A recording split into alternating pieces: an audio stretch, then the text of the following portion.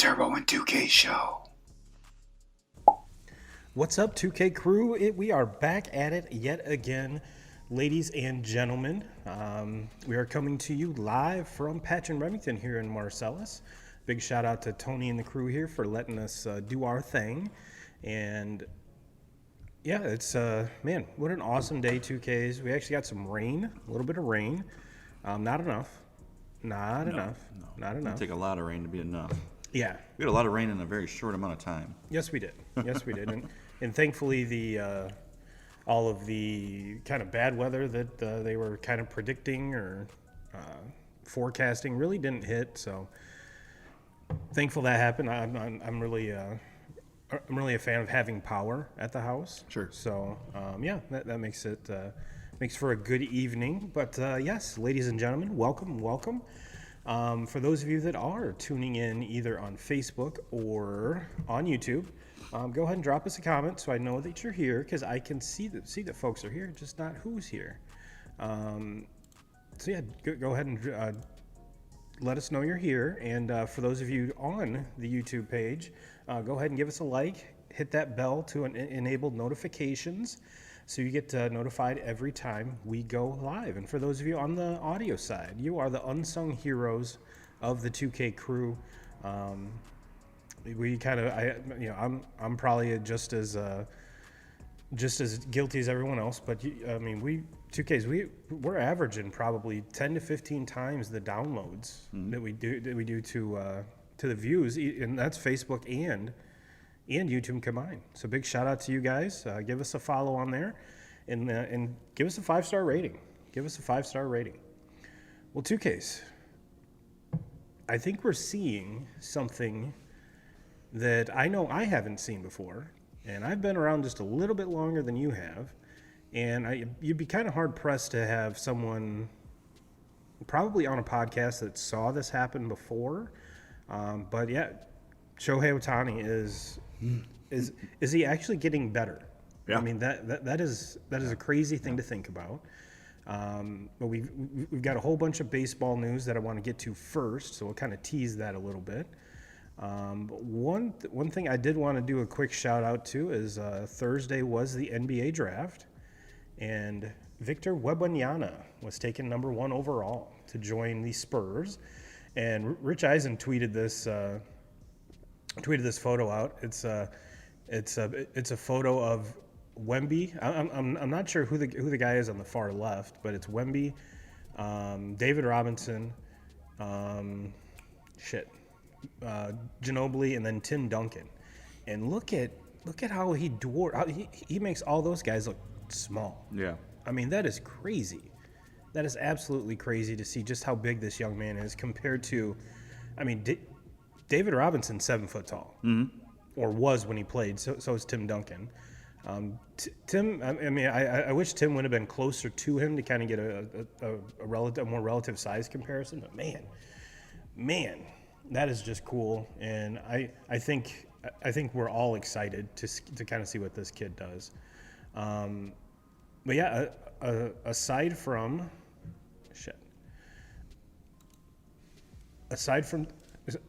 Shohei, let's look at the rankings here or the standings. Tampa's still really good, 2Ks. Yeah. Tampa's still really good with a plus 150 win differential. And my Red Sox are a game over 500, 13 games behind the Rays, in last place in the AL East with a plus 21 run differential. That's insane. That is absolutely insane. But your Tigers aren't playing bad baseball right now. It seems like if they could put together more series instead of just like blowing a load on one series, then losing 4 and 5 straight, then blowing a load. Yeah.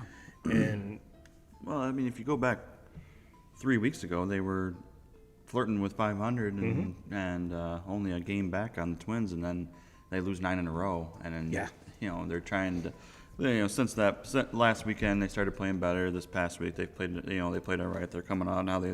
After the loss today, they lost that series with Minnesota, but they're playing better. But this is still a team that's just finds a way to lose games, and we saw that today. I mean, they were leading the entire game and then in the 8th inning find a way to make a throwing error, from third base over to first, leads to the tying run, end up going to extra innings. They lose in extra innings. So, that's what teams that are not very good do, is they find ways to lose games, give away games, and that's what they did today. So frustrating, but yeah, you are right. They have. I mean, as far as in the last couple of weeks, they have played a little bit better. Yeah, and I did I see that that Scooble's getting ready to start a rehab, or did a rehab, and is getting He has started started that. He started that, and he's been okay so far. So hopefully here in the next week or so, we'll see him. Also, Matt Manning. Supposed to be seeing him here pretty soon. I did see that. They kind of think here in the next week or so that Green will be ready to start making his rehab assignment. So yeah, some promising. Yeah. Promising. And I mean, worst case scenario, you're 5.5 back. Yeah. 5.5 back. And that's the thing. 10 games under 500, 5.5 back. That's the thing. When you look like this series this weekend, the Twins won 2 of the 3. But just go back to last weekend, the Tigers won 3 out of 4 in Minnesota. When you look at these two teams, right now the Tigers are 5.5 back, have went through a lot of injuries. Twins have went through their fair share of injuries also. But when you watch these two teams play, I know it's kind of pathetic because the first place team in this division is 40-39. That tells you how bad of a division it is. Yeah. But I don't see any gap. I don't think that the Twins are a much better baseball team than the Tigers. No. I think that this is kind of 4 teams in this division that are not very good, but all 4 teams at this point right now have a chance at winning this division. I cannot look at this and confidently say the Twins are going to win this division. I don't think they're a great baseball team. The only team that doesn't have a shot at this division is the Royals. Yes. Because the Royals are absolutely terrible. Yeah, they're absolutely horrible. 17.5 back. They're comparable to the A's. Yeah. The A's are 20-60, and the Royals are 22-56. The Royals have a minus 122 run differential. The Oakland A's have a minus 224. Meanwhile, the Texas Rangers that lead that division have a run differential of plus 152. So that is absolutely absurd. And if you cruise down to the NL Central, I think kind of the same thing could be said here. However, with Cincinnati playing out of their mind baseball right now, and you could attribute that to Ellie De La Cruz coming up. Obviously Joey Votto coming back and playing healthy and looking to have a little bit of – he's got a swag to him, 2Ks. I like it. I like it. He's showing some pop. He's kind of always been that dude, that character that seems to – he was getting a lot of hate in his career for taking too many walks. And a first baseman doesn't walk that much. A first baseman is paid to hit the ball out of the ballpark. And he looks rejuvenated. That whole squad looks rejuvenated. And I saw a stat on ESPN, and they're a half game up on the Milwaukee Brewers. And the Milwaukee Brewers are on they won today. But their batting average, I think in the month of June, was like 162 or something outlandishly bad. And the Cubs seem to be in the same spot right now as they were a month ago. They go up, they go down. They go up, they go down. It was good to see that Stroman was just a blister to come out of that game today, because I have a feeling if the Cubs are going to be sellers, there's going to be a lot of teams lining up for for the Marcus Stroman sweepstakes. And then the Pirates, I think, have come back down to earth. I think they're kind of the team that we kind of expected them to be. I think they had a very, very good start, and they're 1-9 in their last 10. I mean, they are not good. And speaking of not good, the Cardinals are even worse. And they were talking about today, like the Cardinals haven't finished last in their division since 1980. Yeah. How insane is that? Yeah. I mean, how insane is it that you have a team with Paul Goldschmidt and Nolan Arenado who two top 10 players in all of baseball, in my opinion. Mm-hmm. And you have both of them, and to be this bad, like that's what I don't understand. Like, I sit here and I mean, you guys listen to me talk every fucking week about how much the Tigers piss me off. Well, at least the Tigers don't have guys like that in their lineup and not performing, or Right. like the San Diego Padres and having all of what they have and are a below 500 team or a 500 team. Like, at least the Tigers have an excuse to be shitty. At least Oakland has an excuse to suck. But for me, when I look at teams like the Mets, who are absolutely loaded on paper, and you look at teams like the Phillies, who are loaded on paper, and for them to play right around 500 ball, well, fuck, the Mets are 6-7 games below 500. Mm-hmm. So there's no excuse for it, and I don't understand this whole thing with and how the Cardinals. This fly is fucking driving me nuts. Yeah, there's a couple of them that are about at wit's end over here too. So the Cardinals, though, I watch them. I mean, I watched both of those games this weekend, just being that it was in London. They were on early in the day, so you can watch it basically before all the other teams play. that was cool. So that I enjoy. Like, I wish there could be a London game every weekend. It was a cool environment. I'm glad that they're doing it again next year. I like stuff like this. I think it's important that baseball does this because it does put a spotlight on. Now, the only thing I would say is, can we get some better fucking teams? Like, why are we not headlining these games with Shohei Ohtani? Yeah, why? teams. Yeah, when's the? I want to see a game now, and I know we did it it happened a few years ago, where teams would play in Japan.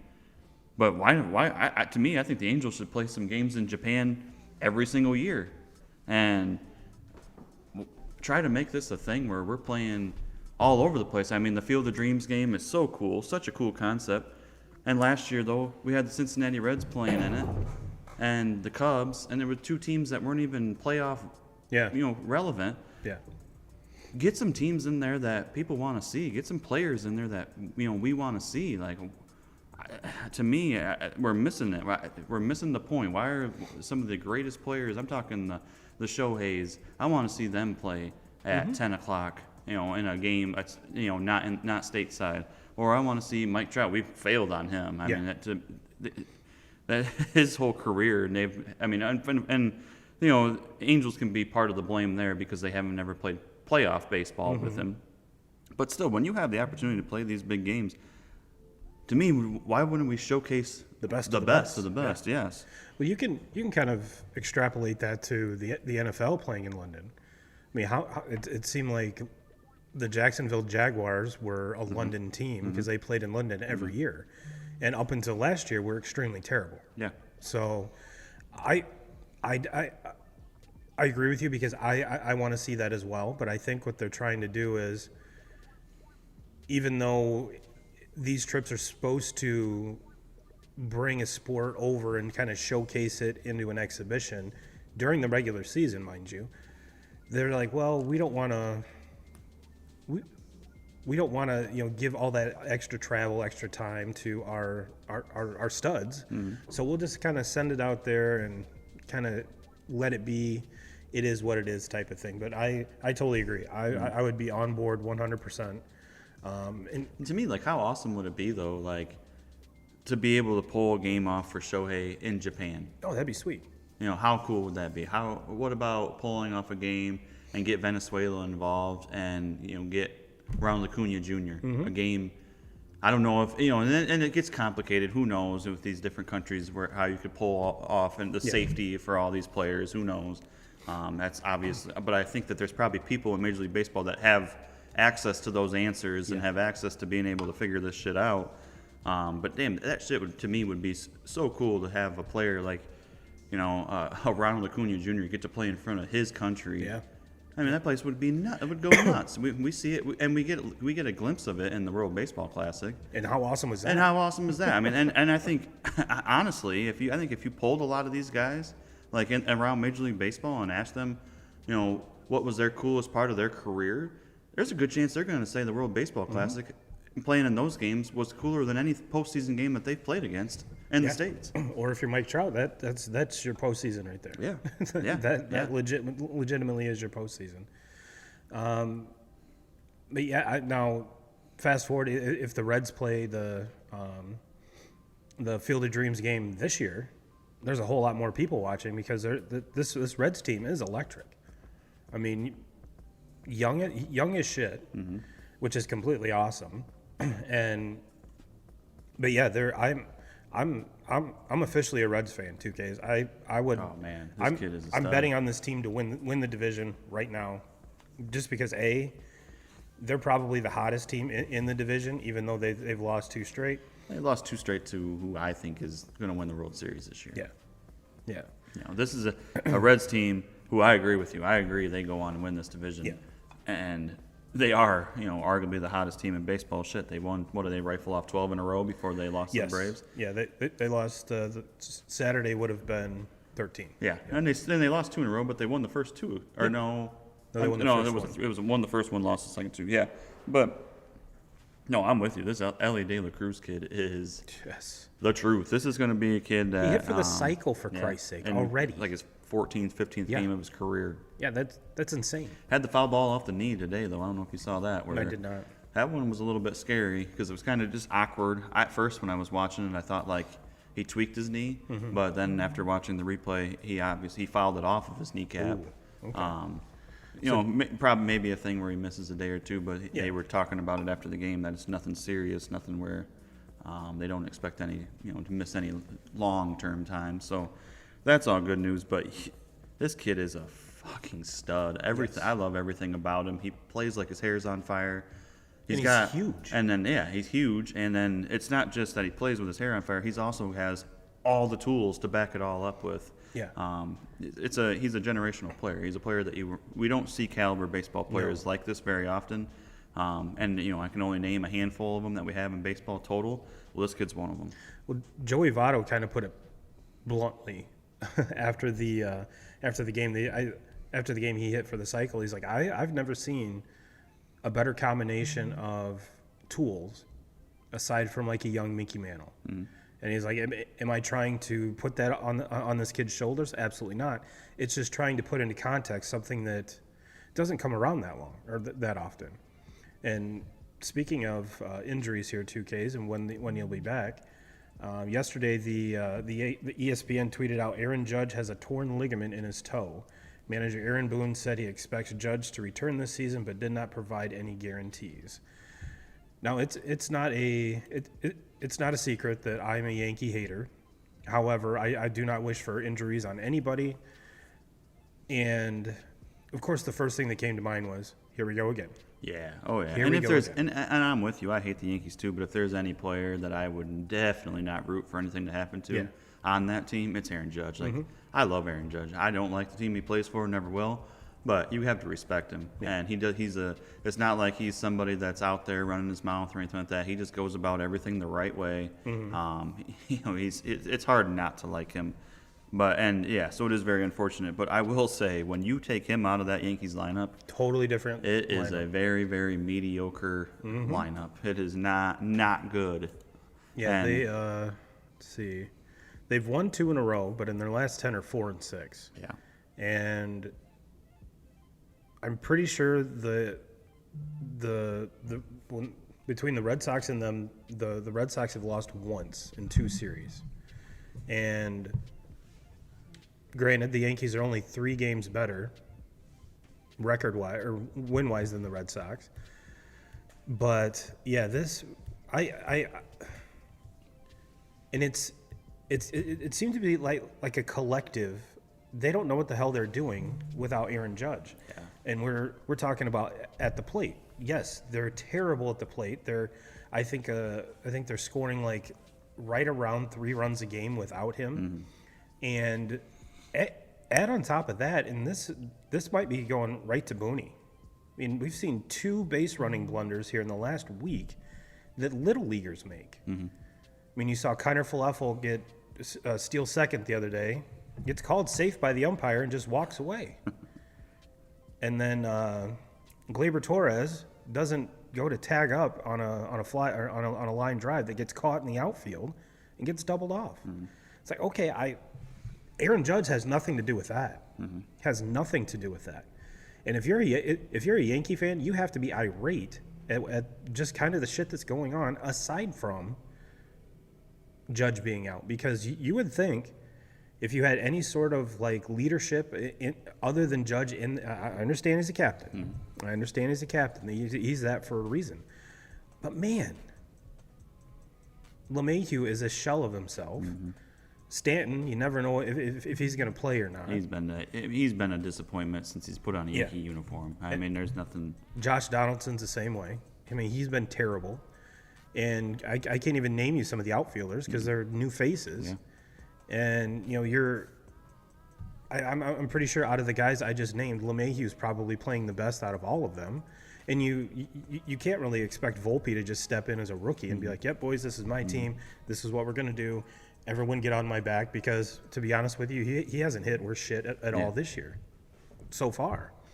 So, yeah, if you're a Yankee fan, I mean, it has to come – you can be mad at the players for their performance, but I think you got to go one step further. One step further, because base running blunders, are you kidding me? Yeah. Are you kidding me? That's just – no. Yeah, it's – and it's they're kind of being – you know, because we talk about the Judge injury being such a big deal, but they're kind of probably going to stick around and stay right there, because when you think about like Houston being a team that takes that other wild card spot from them, well, they're without Jordan, and it doesn't look like Jordan's anywhere close to being back, so that might help them out. So then it's going to come down to, what about the Angels? Can the Angels step in there? Can Shohei Ohtani and Mike Trout just take this team to, you know? Or is Shohei Ohtani going to still be in an Angels uniform? I mean, that's a conversation that I'm kind of saving when we get to that, because that's a very, very tricky one to talk about, and I have opinions on both sides on that one. But yeah, so we'll see. I don't know. We'll see how long it takes for Judge to come back. They still have an opportunity, obviously, to slide into that last wild card spot, but there's no chance that they catch Baltimore or Tampa. No way. The way it is, right? Yeah, this. Pretty much, if there's going to be another team that comes out of the AL East, it's going to be because no one's catching Tampa. No one's catching Tampa. No. But Baltimore could. But both Tampa and Baltimore are going to be in the playoffs. Yeah. One of them's going to be a wild card, but then I'm talking that second wild card spot. And that's the only chance that the Yankees have. Which it's kind of ironic that the Orioles have the first wild card spot, and they lead the second wild card spot by 5.5 games, which are the New York Yankees, and they have a half-game lead on the Toronto Blue Jays. So the top 3 teams in this wild card race are indeed AL East teams, followed by Houston. Houston and the Angels are 1 game back of that final wild card spot, and the Red Sox are 3, Mariners are 4.5, Cleveland, Detroit, Chicago. Somehow Kansas City is 20, and they have Kansas City listed as 20.5, and the Oakland A's are 23.5 games back of the wild card spot. So that's awesome to see. But I did have one other news bit here, too, Case, before we jump into the. Actually, there's 2 of them. Let's start off with this one. The College World Series 2Ks is insane. I mean, we had last night was the kind of the extra innings walk-off winner for LSU, right? That game was awesome last night. Yeah, and then we had an absolute blowout. What was there, 24 runs? And add to that the Angels scoring 24 runs, I think it was, in the first 4 innings last night. It's like, holy shit, what is in the water with baseball? But do you know what water makes, 2Ks? What's water make? Jello shots. Joe Pompliano, at Joe Pompliano. And this is, he tweets that Rocco's Pizza and Cantina has sold 71,459 Jello shots at this year's College World Series. 71,459 shots times 5 is a revenue of $357,295. $1 from each shot is then donated to that school's local food bank. Another 50 cents goes to the food bank in Omaha. That's $107,188 in donations. How awesome is that, 2Ks? Awesome. That is absolutely awesome. Absolutely awesome. And just wanted to throw that in here, just because, hey, it's very good news. And I'm sure that Rocco's Pizza and Cantina has made quite a lot of money with the College World Series being there in Omaha. And, yeah, that's awesome. That's awesome. You know what's not awesome, 2Ks? Our parlay. Yeah. Our parlay. Yeah, rough day. Yeah, 2K Crew, this is going to be an ongoing ongoing segment of the show. How it's going to work is 2Ks and I are going to pick. I'm making Red Sox bets. He's making Tigers bets. We're going to pick two legs of a parlay, put them together, and see how we do. And today I chose Justin Turner and Adam Duvall to each have 2 total bases. Justin Turner did. Adam Duvall did not. Adam Duvall did. Oh, it's the other way around. Yep. Okay. Yep. And 2Ks took Spencer Torkelson to record 2+ total bases and Zach McKinstry to score a run. And Mr. McKinstry held up his end of the bargain. Yeah. And Torque went over. But you said hit some balls on the screws. A couple balls on the screws that I thought had a chance. I thought one definitely had a chance for a home run, and that ended up catching it on the warning track. I think he had 2 flyouts today that both went to the warning track. Mm-hmm. So it was. I was watching it, because the Tigers game started early today, yes, a couple hours earlier than Boston did. So I was, hoping that at least it would be alive. So then I would be interested in tuning in for the Boston game. Well, by the end of the Tigers game, when the parlay was already done for, I was like, I'm done watching baseball for the day. But yeah, I will. I'll post these in the 2K Crew group on Facebook. If you guys and gals want to get on over there, it's facebook.com/group/2K Crew, and answer the questions, and I'll let you in, and you'll be able to bet alongside of us if you would like, or sit there and ridicule us about our dumbass decisions. Either one. And the thing is, so many times this year I have bet on Spencer Torkelson, and man, that motherfucker has failed me so many times.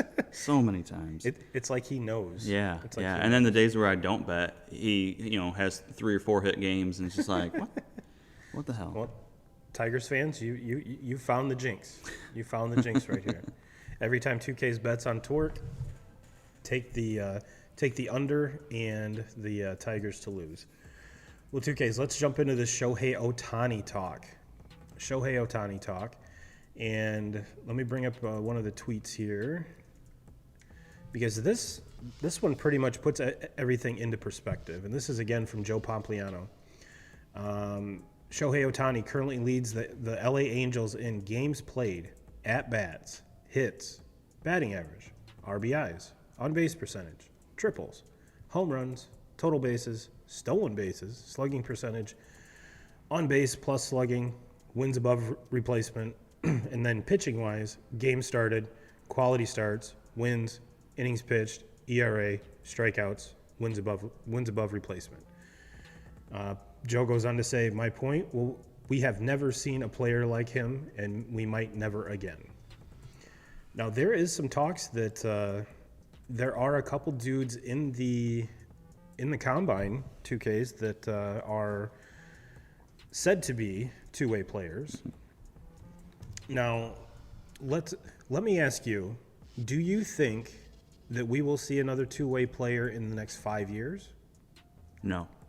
Well, another two-way player? Yeah, probably, because I think he's kind of opening it up. Yeah. Will we see one that compares to this? No. No, and that I was going to say, that was going to be my next question. If you say yes, I was going to be like, well, and can you imagine trying to be that guy? I mean, yes, Shohei's opened the door for this whole it's not an experiment anymore. Yeah. I mean, this is legit. He is. There is no if, ands, or buts. He's doing it. And the thing is, like, you can say that you're a two-way player because most of these kids coming out of high school and college are two-way players. Sure. Majority of the really good ones. I mean, there's a few pitchers that are just strictly pitchers, especially in college. Yeah. But all these kids coming out of high school are their best pitcher, their best shortstop, best athlete, and they're probably their three-hole batter on their high school team. that's just how it is. So you can say that you are, but then to come to the highest level in the world and do it the way that Shohei has done it, where he is the best hitter in baseball right now. Yes. And if he's borderline top 10 pitcher in the game, borderline. Now, I know I get it. There's a lot of strikeouts there, but there's other issues there and there's other really, really, really good pitchers in the game that he just, in my opinion, is not as good at. He's right there in that top, maybe in the top 10, maybe just out of the top 10, pitching wise. But we've never seen a player like this, and I don't know if we ever will see another player like this ever again. I mean, as far as hitting 470-foot home runs and then striking out 8-9 batters in the games, and like this shit's insane. You might as well just give him the MVP again this year. If it wasn't for Aaron Judge just having an unbelievable year last year where he hits so many home runs, Shohei probably should have won it last year. Yeah. If the Angels make the postseason last year and are a relevant team, it's probably wins it. You probably can't. You probably have to give it to him. Yeah. So, and I think too, and even listen to the Baseball's Dead podcast. Dallas brought up a very good point. What if the next two-way player was like a second baseman and a pitcher as opposed to a DH? You know, I think a lot of folks just think about it in that DH role just because that's what's happening right now. But Dallas did bring up another point. He's like, well, how cool would it be if you have a center fielder who's like your closer? How badass would that be? That would be fucking sweet. That would be sweet. That would be sweet. But like the thing is with Shohei though, he's there to hit home runs and drive runners in. And look, there's no doubt in my mind that you couldn't stick Shohei out in left field and he would be just fine. Oh, yeah. You wouldn't even notice that, anything different. He'd be a better left fielder than like Kyle Schwarber. Oh, well, he would be better than serviceable. Oh yeah, didn't he play right field or something? Yeah, when he first came over, yeah. That's what I thought. And he just fine, and he's a stud pitcher, so he's got a cannon for an arm as an outfielder. The thing is, you're already pushing the limits with him. You just want to make sure he's healthy. So the best thing to do is just when he's not pitching, just get him DH him and have him be, just go out there and do what we need you to do, and that's hit home runs and drive runners in and move runners on the bases. But the thing about it is, if you just let Shohei play, like just play baseball, he could probably be one of the better outfielders in the game. Yeah. We already know he's the best hitter in the game. We already know he's one of the better pitchers in the game. He probably could steal you 20 plus bags if you gave him the green light and just let him run. I think he's got like 6 or 7 steals this year. He can run. He's fast. He's got 10. Yeah.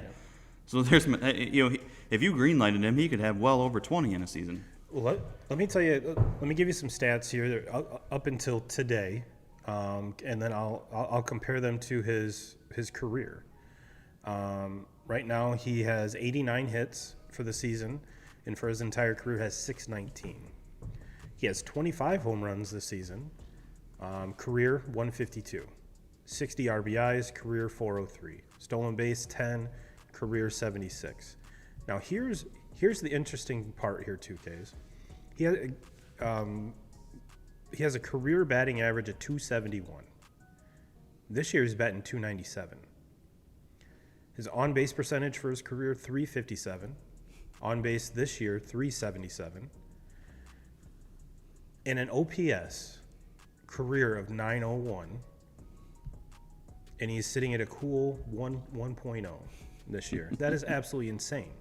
Absolutely insane. So to kind of say, is he the best? I mean, it's not even close. Yeah. It's not even close. To have questions on this guy is how long can he do it? I think that's the most legit question in sports right now, because his next payday is going to be a big one. It's projected $600 million for 10 years. Well, he was born in '94, so he's definitely not a spring chicken. Mm-hmm.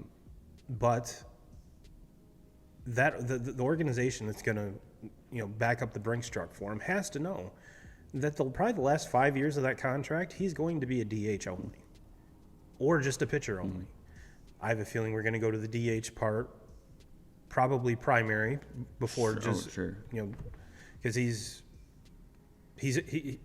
in my opinion, he's a more accomplished hitter than he is a pitcher. Yeah.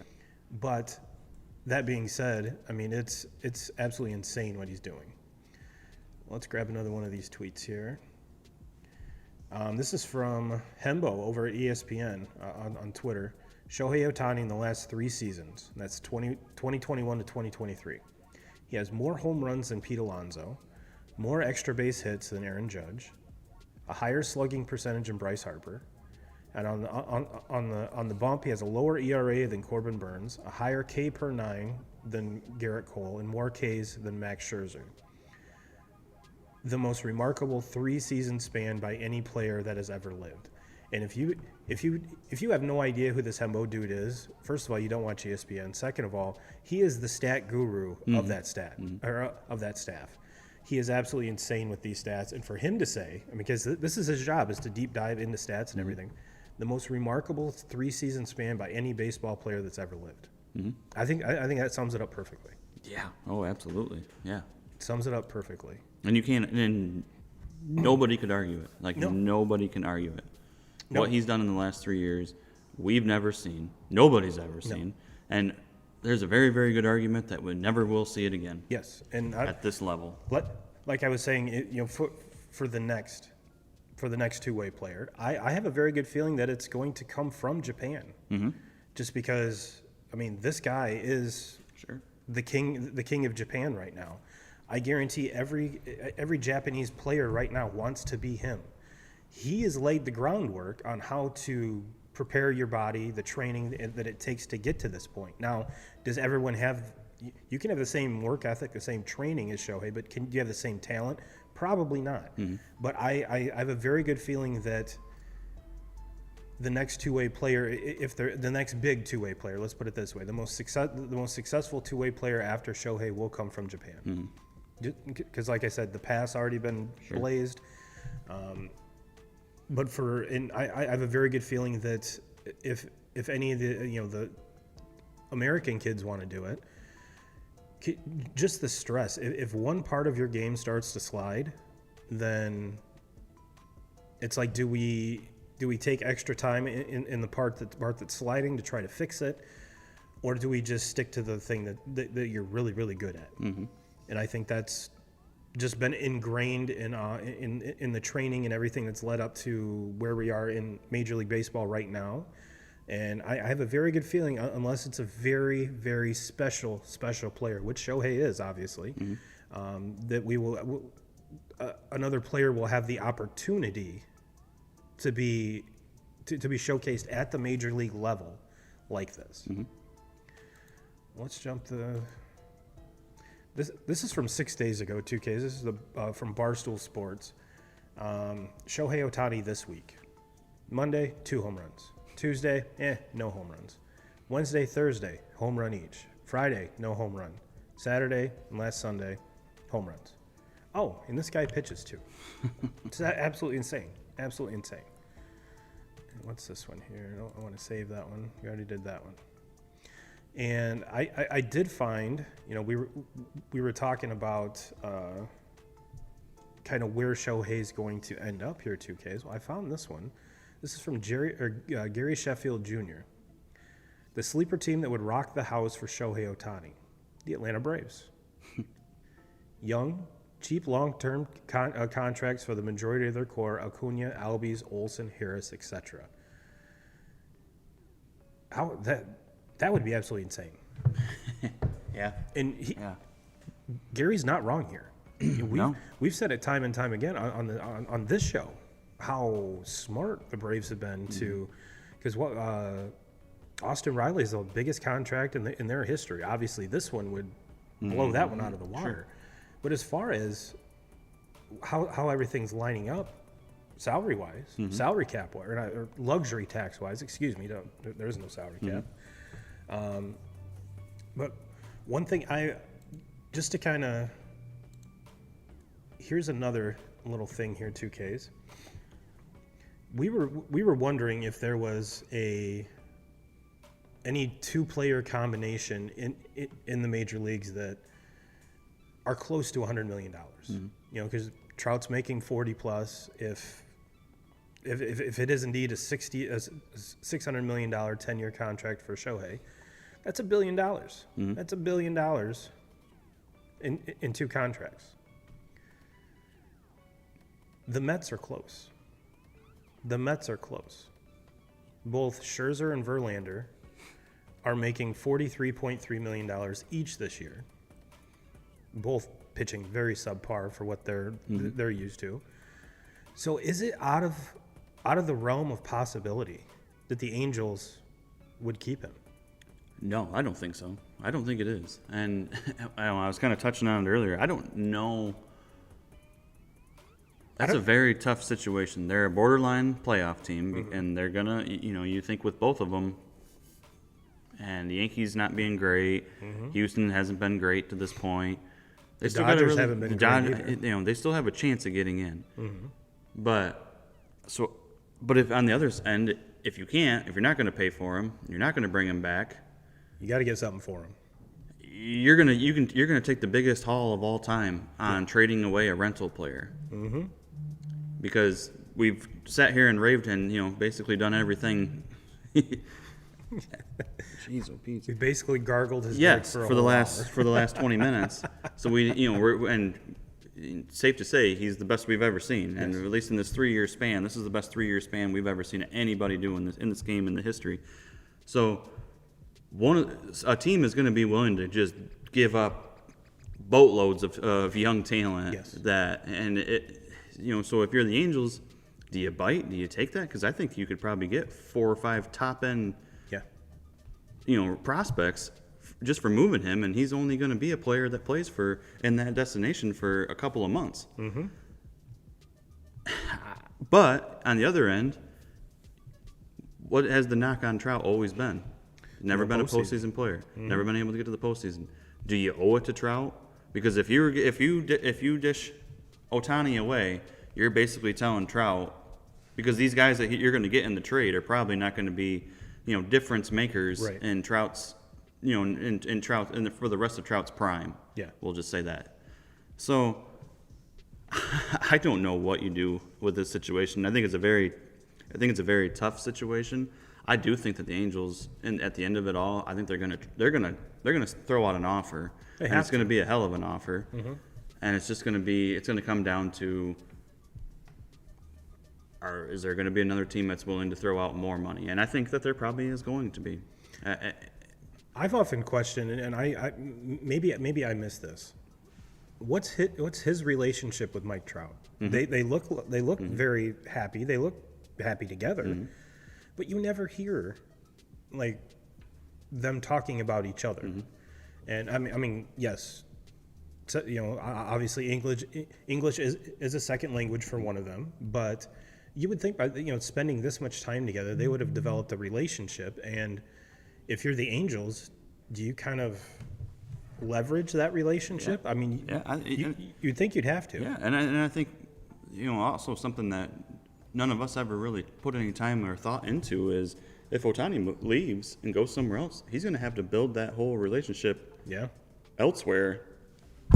And there obviously is a language barrier. So that's not going to be something like this. This whole thing with the Angels didn't just come overnight. It took time. And then eventually once he got comfortable, then the numbers are off the charts. But I don't think he just leaves and goes to another destination, especially if the Angels were to trade him. Mm-hmm. And so you have 2 months playing for, it's going to be a contender. Whoever is willing to throw away, you're going to be playing for a contender. That's a tough situation to me. That's a situation that, as Ohtani, if I'm Ohtani, I'm probably not all that interested in that. Trying to build up a relationship real quick in the middle of the last 2 months of a season, last month and a half of a season, big games, everything. I mean, if something goes south, he doesn't perform the way that, let's just say, the way he's been performing here over the last 3 years. Mm-hmm. Yeah. All of a sudden, the fan base can turn on you real quick, especially if they see, well, we just gave up a whole shit ton of people. We gave up our entire farm. We gave up our whole future for a rental player, and we missed out on, and say we didn't make the playoffs, or say we got to the playoffs and we didn't win the World Series. Mm-hmm. It's not worth it then. No. So I don't know. It's going to be fun to watch, and I don't really know what's going to happen, but I would be shocked if the Angels didn't just throw the whole bag at him and say that they're, at least try. Mm-hmm. Because then you can, if you do that and say Ohtani decides he wants more money, he goes elsewhere, he leaves there, at least you can say to your fan base and to your players, to Mike Trout, hey, we fucking tried. Yeah. We gave it everything we had. We tried to do it, and it didn't work out. But if you just sit back, you trade him, or you sit back and you just let it go, I don't know if you'll ever recover with that with the fan base. No, and that's the thing too, is no matter which way they go with this, the fans aren't. There's going to be one part of the fan base that isn't happy. Mm-hmm. I can understand a fan base going, why in the hell would you spend that much money on one player when he hasn't even, him and the other best player in the league haven't even gotten to the postseason, and you're keeping him here for that price. Mm-hmm. But I have a feeling that's a smaller segment of the fan base, because you are 100% right. You have to do everything in your power to keep him there. And even if you trade him now. Mm-hmm. Trade him now. His value is never going to be higher. Mm-hmm. It's sky's the limit right now, and we're in the clouds, dude. We are in the clouds. Yeah. And the haul that they could get out of a trade for him would be something that we've never seen. Yeah. I'm talking, it would be huge. It would have to be huge. Yeah, to be honest with you, it would probably have to be at least one or two major league people that are on major league rosters right now. Yeah, it's not. It won't. There's no way. There's no way you could pull it off with just prospects. No way. No way. That's because Al Avila isn't running the Angels right now. Yeah. But Shohei, and for the Angels' sake too, it's a good fucking problem to have. Like, you're gonna go through this. I'm sure that they're gonna, like I said, that they're gonna offer the bag to him.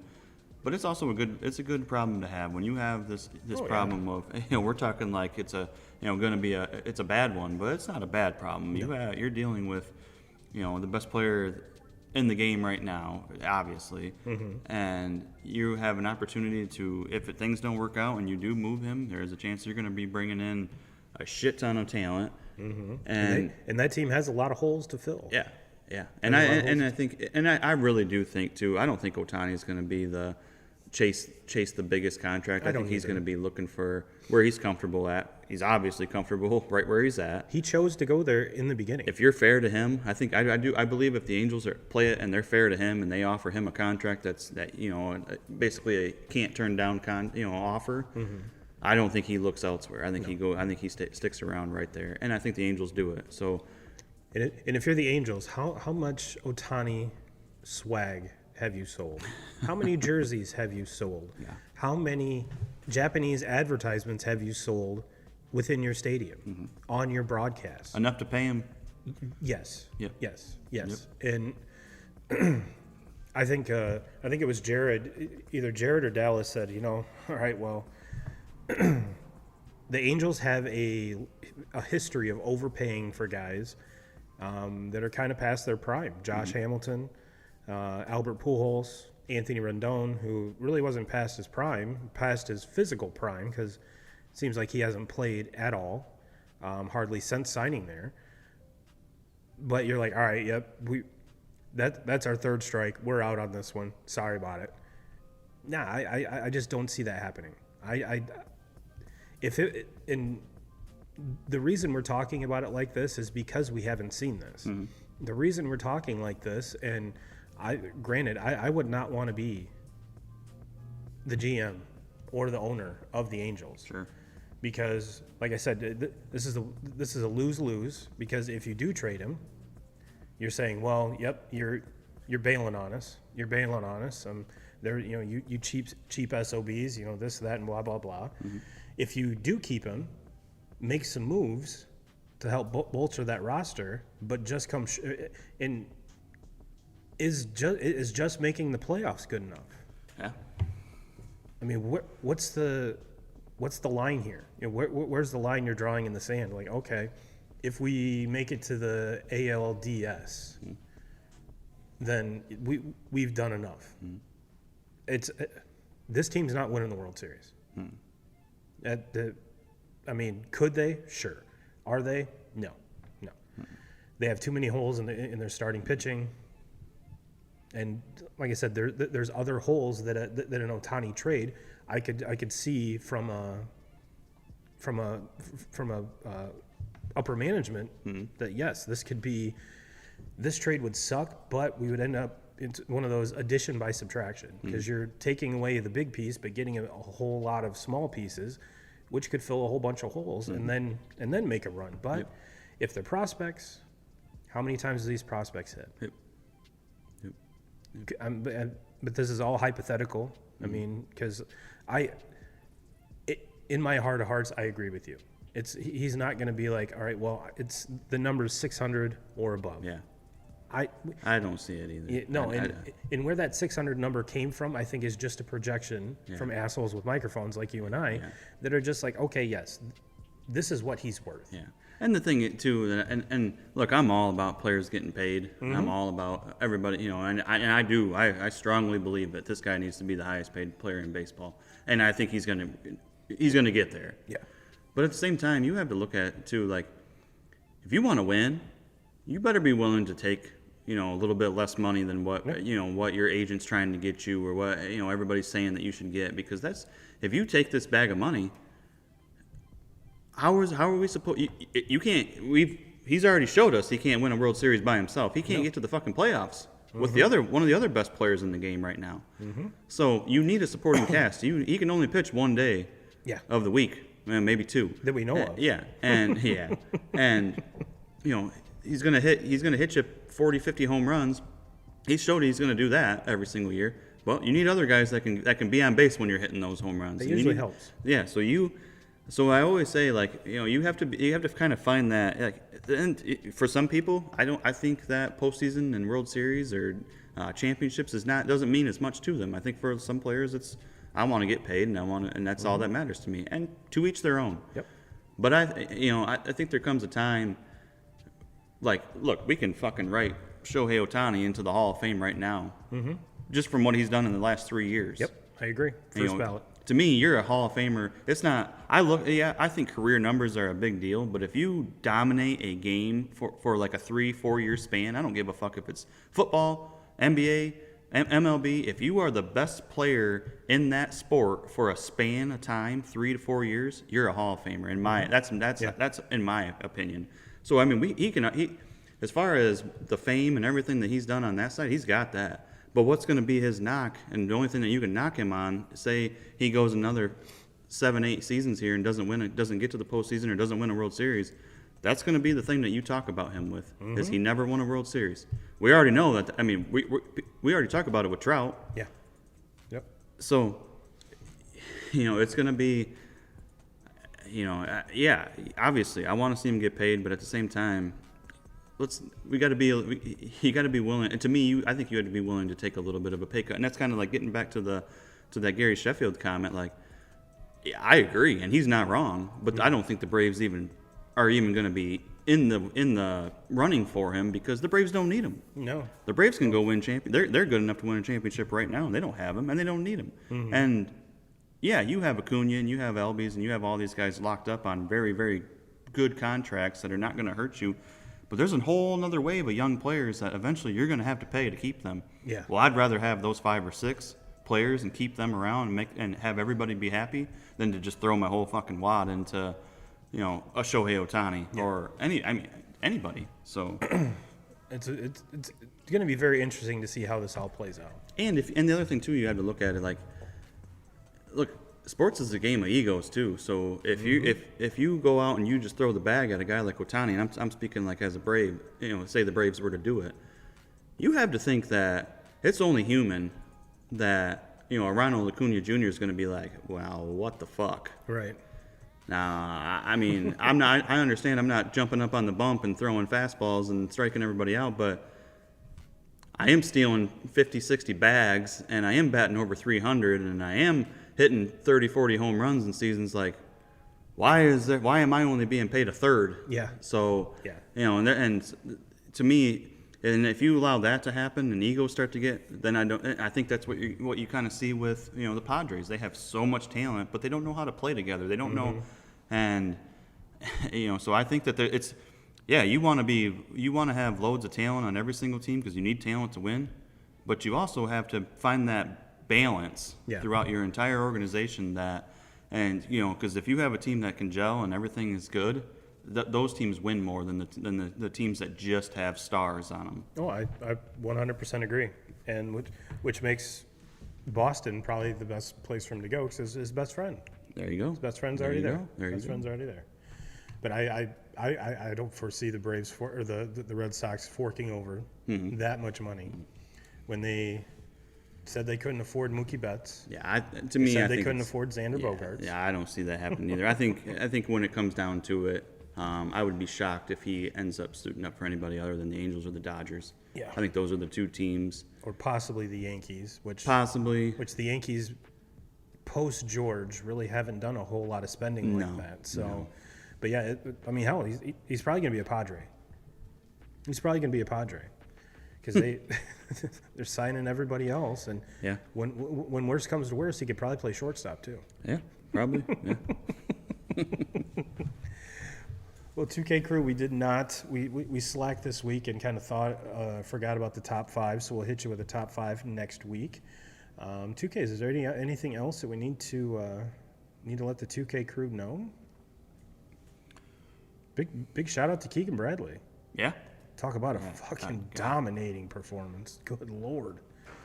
And speaking of blowouts, are you taking Florida or LSU tomorrow? Kind of putting you on the spot. Florida's the better team. Yes. All around. Now LSU has the studs, and the number one stud is that pitcher, and I have to imagine that he's gonna go. Now I know he's thrown a lot of pitches here in the last few weeks, but So this will be 3 days rest for him. yeah. And he just And pitched he's just like come 120. off of throwing 100 and some pitches. Yeah. So, I know he can do it, but I know that that's to me it's a lot of pressure on the coach, on the coaching staff, because you're obviously going to be looked at like, but it's the championship. These kids only get this opportunity once. Yeah.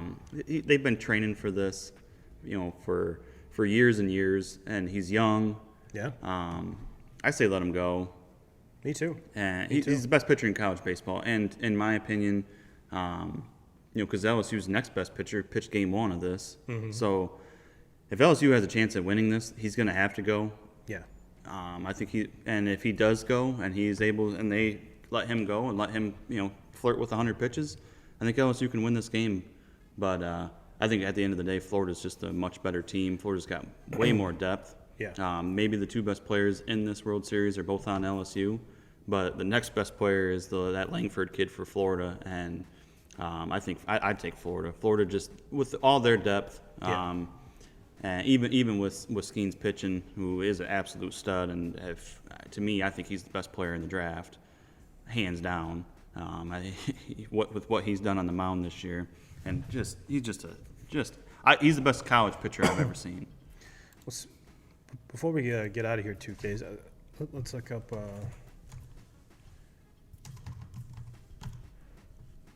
MLB draft order, because the draft is what, Thursday? Something like that? I think it is. Okay. Top five. Pittsburgh Pirates have 1, Nationals 2, Tigers 3. This is the one that caught my eye, 2Ks. The Texas Rangers have the second best record in baseball and are picking fucking fourth. You talk about a turnaround. That is insane. The Twins have 5. The A's, even though they're by far the worst team almost in baseball history, are picking 6. Cincinnati, who's on a roll, 7. Kansas City needs a shit ton of help, 8. Colorado, they also need a whole lot of help, and the Marlins are playing good baseball too. Yeah. So as far as the Tigers go, in that draft, they're going to get a good one. No matter what happens, they're going to get a really good one. And to me, it's those 3 kids that are all playing. They're all going to be playing for it all tomorrow night. Give me that Florida center fielder right now. Yeah. Right now. It's all right. I mean, because pretty much the whole year, everybody has said that Cruz from LSU is going to be the number 1 pick. It's hard to argue it. Absolute stud. A lot of people are saying that Washington, with the second pick, will go with the pitcher from LSU, and then Langford from Florida, the outfielder, will be the Tigers pick. And And there was some talk that maybe Washington jumps in and they take Langford, and then the Skeens is available with the pitcher to the Tigers. And people on the Tigers were saying, no, you can't go with another pitcher. And I'm one of those people in the beginning that was saying it. Before I started really honing in and watching this LSU team play, I was like, you can't go with another pitcher. Like, how many of them have we drafted over the last 6-7 years have actually panned out and been really, really good?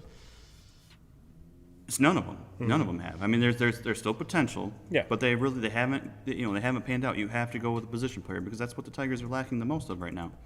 And then I started watching this shit, and if the Tigers if he slides to 3, and the Tigers take him, I will not complain one bit. He is that good. Casey Mize was about as good as it gets watching him in college baseball. This kid, I think, is on a whole nother level. Yeah. So whoever gets him is going to be very happy. Fucking averages 100-mile-an-hour fastball. I mean, and then has all the secondary pitches too. Just he's an absolute stud. But no, the Tigers are in a good spot. You have the 3rd pick, and I think with those first 3 picks, in this draft, I don't think you can go wrong with any of them. No, I 100% agree, and that's why I wanted to bring this up, is to let the folks know that the Tigers do have the 3rd pick, but the one, like I said, the one that shocked me was the Rangers with the pick 4. It's kind of weird to see how good they are now, and how loaded their farm is loaded too. Yeah, I mean 2 years ago they got the lighter kid from Vanderbilt. We haven't even seen him yet. It's only a matter of time we're going to see him pitching there, and so. No, they're loaded. Josh Jung, drafted a couple years ago, probably going to win the Rookie of the Year this year. Yeah. I mean, they have turned it around real fucking quick. Real quick. So real quick. All right, well, 2K crew, we did want to give you that, but if there's nothing left out there, 2Ks, I think it's time to get out of here. Everyone have a fantastic week, and as always, Jim Rome, we're coming for you.